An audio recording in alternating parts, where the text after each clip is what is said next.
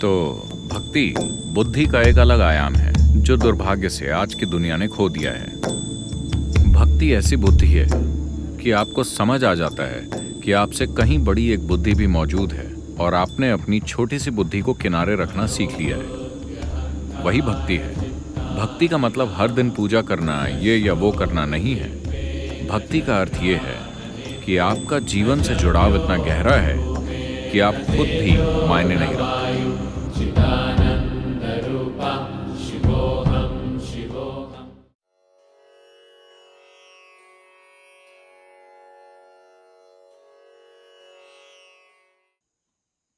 आप ये सवाल एक महिला के रूप में पूछ रही हैं या एक बैंकर के रूप में? एक महिला के रूप में। अगर आप एक महिला हैं तो भक्ति काफी है।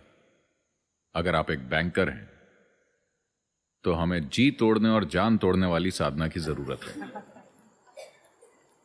मैं चाहता हूं कि आप ये बात समझ लें कि आध्यात्मिक प्रक्रिया आपके लिए कितनी कठिन होगी ये आप खुद ही तय करते हैं, प्रकृति नहीं या आपके गुरु नहीं। प्रकृति या अस्तित्व या सृष्टा और आपके गुरु कोशिश कर रहे हैं आपके लिए इसे जितना हो सके उतना आसान, उतना सरल और उतना तेज बनाने की। क्योंकि अगर आप ज्यादा समय लेंगे तो यह आपके जीवन के बर्बाद होने का सवाल नहीं है, यह मेरे जीवन के बर्बाद होने का सवाल है। अगर आप लक्ष्य तक नहीं पहुंचे तो सवाल आपके फेल होने का नहीं है, सवाल मेरे फेल होने का है। आप तो जानते हैं कि मुझे हारना अच्छा नहीं लगता। क्या आप देख सकते हैं? मुझे हारना अच्छा नहीं लगता। आपको देखना चाहिए कि मैं किस तरह सड़क पर गाड़ी चलाता हूं। मुझे हारना अच्छा नहीं लगता। अगर आप यहां एक महिला के रूप में तो यह काफी आसान है, लेकिन अब बहुत सी दूसरी चीजें भी हैं। विदेशी बैंकों को हैंडल करना मुश्किल होता है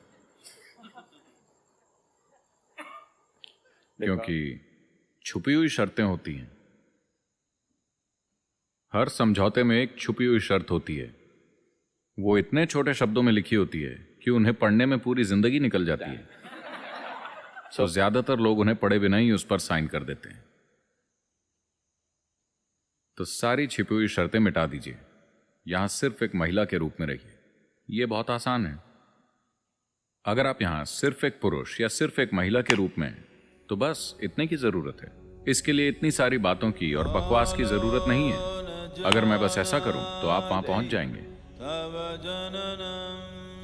So, devotion is another dimension of intelligence, which unfortunately today's world has lost out on.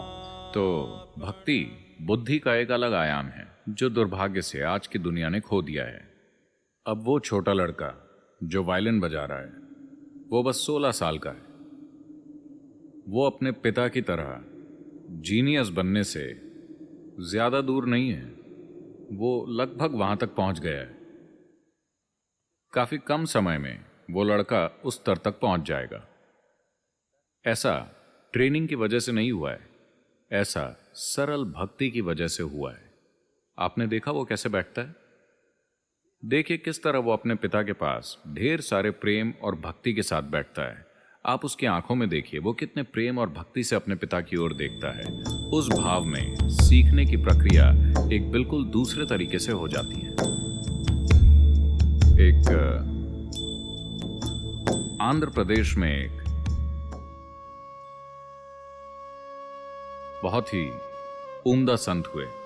Andhra Pradesh में ऐसा कोई घर नहीं है जिसमें इस संत के बारे में कम से कम एक छोटी सी किताब ना हो। वैसे उनका नाम तो कुछ और था, लेकिन लोग उन्हें वेमन्ना बुलाते थे, तो उनका नाम वेमन्ना है। वो अपने गुरु के साथ थे और वो थोड़े बुद्धू से थे। वो एक बुद्धू साथी है। वो इतने अनाड़ी हैं कि उन्हें कोई भी बात समझ नहीं आती। मेरे पास ऐसे बहुत से लोग हैं और वो बढ़िया काम कर रहे हैं। वो कुछ भी कर सकते हैं। होशियार लोग, जिन लोगों को लगता है कि वो बहुत होशियार और स्मार्ट हैं, ईर्ष्या में वो लोग उलझ जाते हैं। अनाड़ी लोग बढ़िया काम कर रहे हैं। किसी और को लग सकता है कि वो कुछ भी नहीं है, लेकिन उसके किए कामों के नतीजे को देखिए, वो अद्भुत हैं। तो ये एक अनाड़ी है। गांव के सारे लोग उनका मजाक उड़ाते थे,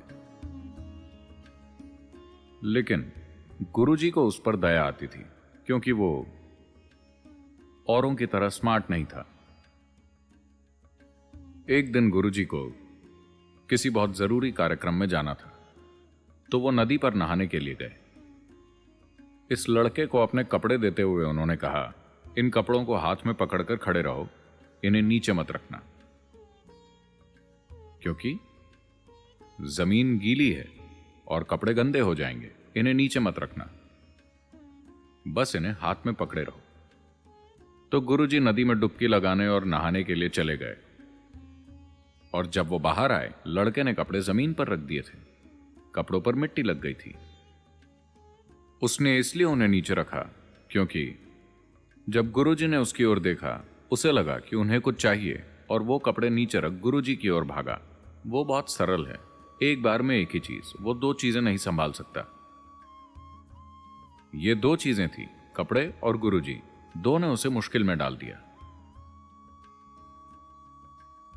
गुरुजी ने यह देखा, अभी उन्हें कहीं जाना है, उनके कपड़े गंदे हो गए हैं, और उन्होंने उसे कई बार कहा भी था, इसे नीचे मत रखना, इसे नीचे मत रखना, और उसने नीचे रख दिए।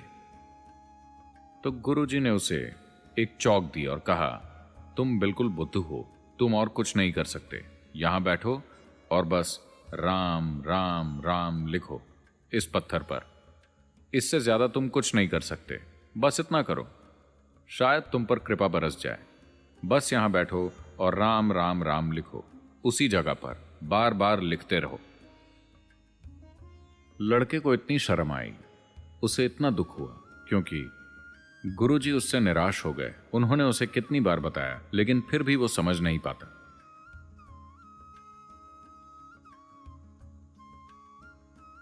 तो उसने लिखना शुरू किया। गुरुजी जल्दी में वहां से चले गए। पूरा दिन किसी कार्यक्रम में हिस्सा लेने के बाद गुरुजी शाम को वापस लौटे, और उन्होंने सबसे पहले पूछा, वो लड़का कहां है? क्योंकि उसके साथ सख्ती से बात करने के कारण उन्हें बुरा लग रहा था। लड़का आश्रम में नहीं था। अरे, मैंने उसे राम लिखने को कहा था और उसके बाद कोई निर्देश नहीं दिया, शायद वो वहीं हो। और वो वहां गए। लड़का अभी भी राम लिख रहा था। चौक बहुत पहले खत्म हो चुकी थी। उसकी पहली उंगली और अंगूठा भी यहां तक घिस चुके थे, और वो फिर भी लिखे जा रहा था, राम राम राम। गुरुजी ने उसे उठाकर गले लगा लिया। और ये लड़का, मुझे नहीं पता कि कितनी कोई जानकार आदमी बता सकता है, उन्होंने सैकड़ों अद्भुत कविताएं लिखी, और आज भी कुछ 100 सालों के बाद ऐसा कोई तेलुगु भाषी घर नहीं होगा जहां वेमन्ना की कविताओं की कोई किताब ना हो।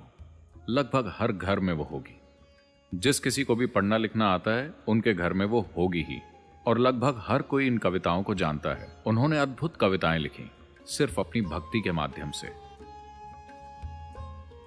तो भक्ति ऐसा कर सकती है, क्योंकि भक्ति बुद्धि का एक दूसरा आयाम है। भक्ति ऐसी बुद्धि है कि आपको समझ आ जाता है कि आपसे कहीं बड़ी एक बुद्धि भी मौजूद है, और आपने अपनी छोटी सी बुद्धि को किनारे रखना सीख लिया है। वही भक्ति है। भक्ति का मतलब हर दिन पूजा करना, ये या वो करना नहीं है।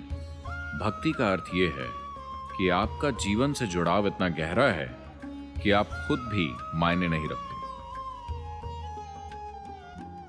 तो दोस्तों, आपको ये वीडियो कैसी लगी कृपया करके कमेंट बॉक्स में जरूर बताएं, और इस वीडियो को अपने दोस्तों के साथ शेयर करना न भूलें। नमस्कार, धन्यवाद।